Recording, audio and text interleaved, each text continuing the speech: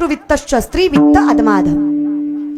जो स्वतःच्या कष्टावर जगतो तो उत्तम पुरुष आहे. जो बापाच्या इस्टेटीवर मजा मारतो तो मध्यम पुरुष आहे. जो भावाचं खातो तो आधम आहे. आणि जो बायकोच्या रुपयाची अपेक्षा करतो तो शास्त्रात आदमाधम आहे, जो कुळाच्या नाशाचं कारण बनतो. दादा, त्याच्या कुळाचा नाशच आहे जो बायकोचा रुपया सुद्धा घेतो. आता ज्यांनी ज्यांनी होंडा घेतला त्यांनी सुधरून वागा. इथून पुढे तरी परमार्थ करा म्हणजे नीट राहचाल. आणि ज्यांचं झालं नाही त्यांनी घेऊ नका. आता घेतले ते काय महागारी देणार नाही, तुम्ही तेवढे मोठ्या मनाचे नाही. महागारी देणार नाही याची गॅरंटी मला आहे, मला बरं का. फक्त आता त्या पापातनं फिटण्यासाठी परमार्थ तरी करा बाबा. काय करायचं तुम्हाला? त्यांच्या साड्यावरनं त्यांच्या लेकीसाठी त्यांनी काही करावं. आपण रुपया मागू नयेत तोंडानं. साधा एक कपडा सुद्धा म्हणू नये की तुमच्या पोरीला तुम्ही कपडा करा. लक्ष्मी तुम्ही तुमच्या घरी घेऊन चाललाय, तुमची ऐपत नाहीये करायची तिला, मग कशाला न्यायची लक्ष्मी घरी? आणि इस्ता भपट्यावालाय सरात. मला नवल या गोष्टीचं वाटतं. आणि तुम्हालाही सांगते, फार मोठं घर आहे, फार श्रीमंत नवरा आहे, काय करायचं ग? माणसाला समाधान मोठं असतं, पैशाने मिळत नाही ते. करा ना विचार. राहिला घर आहे तुम्हाला, 3 वेळेस वेगळं खाऊ शकता एवढी चांगली परिस्थिती आहे तुमची. जगाच्या मालकानं मृत्यू लोकात जन्म दिलाय. माणूस म्हणून जन्माला आलात, भगवंताचा नाव घ्यायचा अधिकार मिळालाय. वारकरी संप्रदायासारखा संप्रदाय पाठीमागं खंबीरपणे उभा आहे. ज्ञानोबा तुकोबांसारखे मायबाप भेटलेत. पांडुरंगासारखा बाप खंबीरपणे पाठीशी उभा आहे. तरी सुद्धा तोंडावर 12 वाजल्यात. ह्याच्यापेक्षा दुसरं पाप तरी काय असतंय? काहीतरी संतांचे चेहरे बघा. सूर्याचं तेज कमी पडेल एवढ्या चैतन्यमय माझ्या ज्ञानोबारायांचा चेहरा आहे.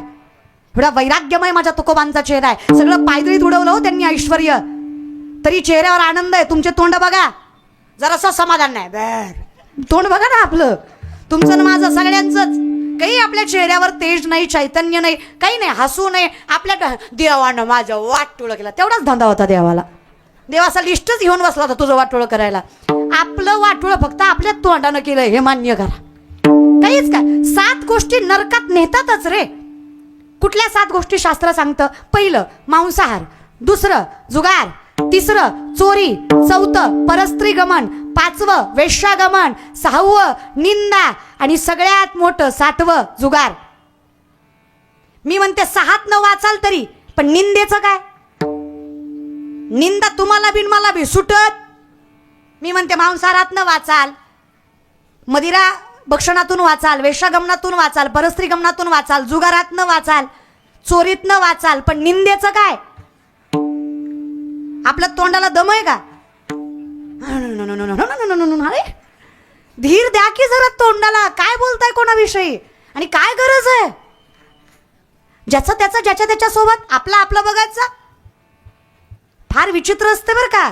एखाद्याची निंदा करणं म्हणजे ब्रह्महत्येचं पाप लागतं. आणि तुम्ही जेवढी जास्त निंदा कराल तेवढा माणूस मोठा होत जातो.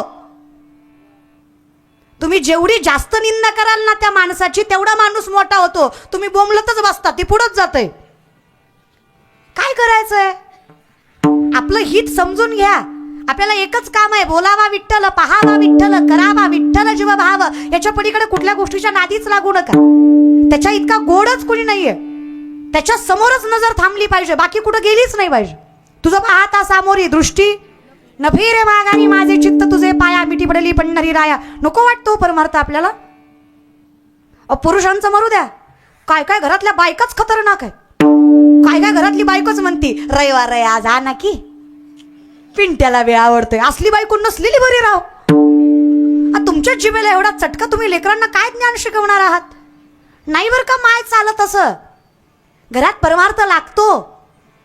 दारात तुळस असणं याच्यासारखं पावित्र्य दुसरं नाही. गळ्यात तुळशीची माळ असण्याच्यासारखी दुसरी श्रीमंती नाही. हातात ज्ञानेश्वरी असण्याच्यासारखं वैभव नाही. मुखात नाम असणं याच्यासारखं दुसरं सुख नाही. आणि भगवंतावर विश्वास असणं याच्यासारखं आयुष्यात समाधान नाही. ज्याच्या आयुष्यात आहे काहीच कमी पडत नाही त्याला. विपदो विपदो नेव संपदो नच संपदा, विपदा विस्पन्नम विष्णू संपन्न नारायण स्मृती. विपत्ती म्हणजे विपत्ती नाही, संपत्ती म्हणजे संपत्ती नाही. भगवंताला विसरणं ही सगळ्यात मोठी विपत्ती आहे. भगवंताला मनात साठवता येणं ही सगळ्यात मोठी संपत्ती आहे. ज्याला जपता आली तो धनवानच, ज्याच्या मुखात देवाचं नाव आहे. परमार्थ महाधन जोडी वाच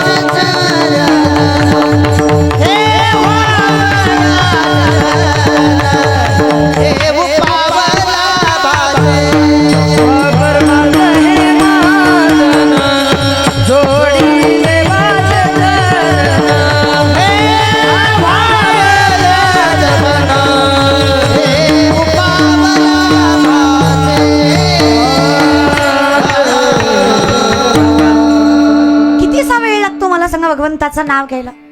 हा, पण तोंडाला तेवढंच काम आहे माऊली. करून बघा, ज्ञानेश्वरी वाचून बघा. तुम्हाला ज्ञानेश्वरी नाही कळली तरी चालेल, ज्ञानेश्वरीला तुम्ही कळलात, तुमच्या जीवनाचं कल्याणच होणार. व्यासपीठावर सांगते, फक्त माऊलींना कळू द्याय लेकरू माझं आहे. कोण आहे आम्ही माऊली? आज 24-25 वर्षाची पोरगी मी, काय एका पायावर उभा राहून तपश्चर्या केली वैवानात जाऊन? काहीच नाही. भाग्य एवढंच आहे, बाप माळकरी आहे, आजा माळकरी होता, पंजा माळकरी होता, पंजाच्या पंजाबी माळकरीच होता. आमच्या घरात कचकच कांदा वाजलाच नाही. बिचारी चांगला आम्हाला ज्ञानेश्वरी वगैरे कळायला लागली.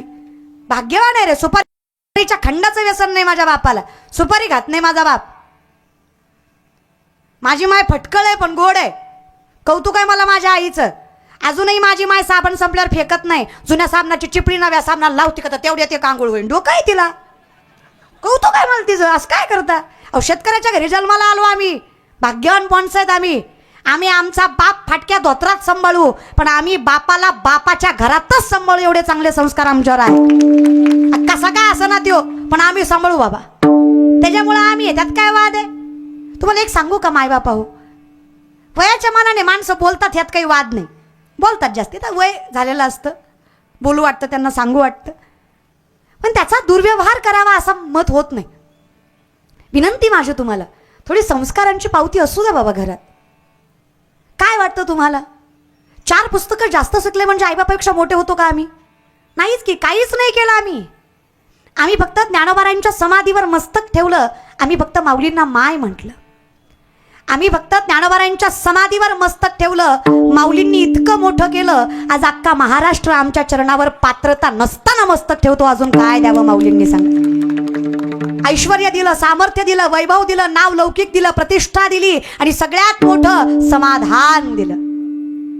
काय द्यावं अजून ज्ञानोबारायांनी मला? अधिकार काय आहे त्यांचा? अहो, ज्ञानोबाराय म्हणजे नाथबाबा सांगतात, ती माऊली म्हणजे साधी आहे का? अहो, आम्हाला पवित्र व्हायला गंगेला जावं लागतं. गंगा पवित्र व्हायला त्या आईकडे येते, त्या ज्ञानोबारायांकडे येते. स्नान केली या गंगा, पवित्र करी सकळ जगा, ती गंगाही निज पाप भंगा, तुमच्या चरण संगा विथंगा. नाथबाबांचं मत. नामदेवराय म्हणजे डोळ्यांनी बघितलं. काय अधिकार आहे ज्ञानोबारायांचा? काय अधिकार आहे माझ्या माऊलींचा? ज्ञानोबारायांनी हट्ट केला तीर्थयात्रेला चलण्यासाठी.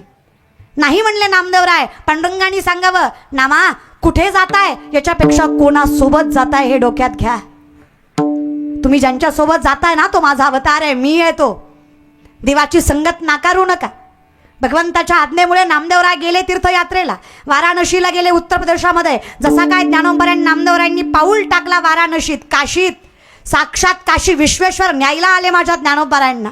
नामदेवराय म्हणजे डोळ्यांनी बघितलं पांडुरंगा. ज्ञानियांचा हात प्रेमे धरी विश्वनाथ, ते बोलत चालत दोघे आले गंगेयात. ज्ञानाबाईंच्या पायी मिठी मारी गंगा माई, नामा म्हणे सोडाबाई, ज्ञानदेव सर्वा ठाई. कुठे मिठी मारता इथे? अहो नका. जिथे जिथे जाल ना वाहात, तिथे तिथे माझ्या ज्ञानोबारायांचा अंश आहे. माझ्या ज्ञानोबारायांचा अंश नाही अशी जागा नाही. अशा ज्ञानोबारायांनी पदरात घेतलं आमच्यासारख्या पाप्यांना.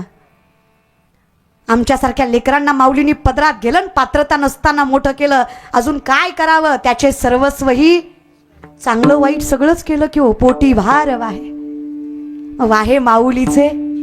माझ्या ज्ञानोबाराइतकं, माझ्या तुकोबाराइतकं गोड कुणीच असू शकत नाही. परमात्माच होतो. हे ज्ञानोबा तुकोबा आम्हाला कळले नाही हो.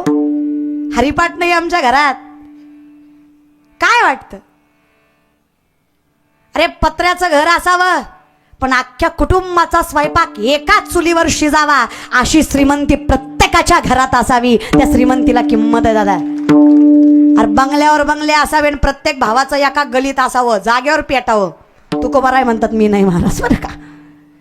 ज्या बंगल्यात सुख नाही तो बंगला कामाचा नाही. ज्या बंगल्यात ज्ञानेश्वरी नाही ती बंगला कामाचा नाही. ज्या झोपडीत गाथा आहे ती झोपडी सुद्धा मंदिरापेक्षा कमी नाही. ही ताकद आहे दादा. पाया पडतं तुमच्या. काय परिस्थिती राहिली तुमची सांगा ना. इथं बसलेले मायबाप आहात, लेकीसारखी आहे मी तुमच्या. नजरेत नजर घालून सांगा, इथं बसलेल्या किती मायबापाला खात्री आहे की पोरग मोठं झाल्यावर, बायको आल्यावर आपल्याला सांभाळीनच? खात्रीशीर.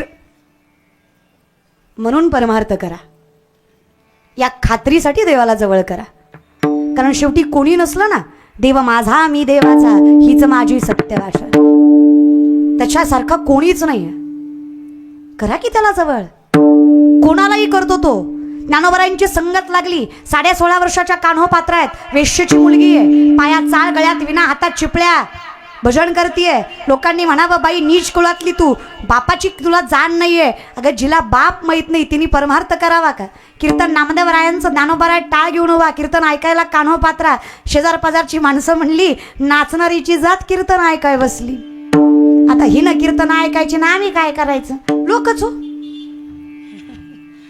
लोक. गुरी बायको केली तरी म्हणणार बापरे याला बरी दिली, आणि काळी बायको केली तरी म्हणणार बाबा हे नवरी केली. अरे करू काय, कसं तरी जगू देत. शांत कीर्तन केलं, नेवळाट होतं, काय कळा नव्हती, उभं राहिलं आणि गेलं.